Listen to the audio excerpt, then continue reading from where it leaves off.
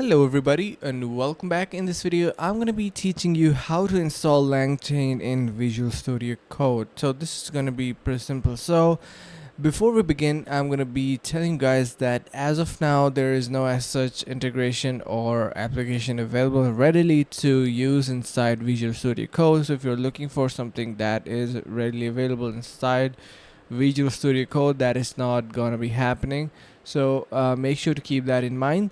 Now you can see we have a set of commands here that we can use to, by the way, get LangChain installed. You can see we have pip install LangChain core, which is going to be the LangChain core package, and then we have various others which we are going to be implementing. So this is the only way to get actually LangChain, whether you are using it on Visual Studio Code or any other IDE.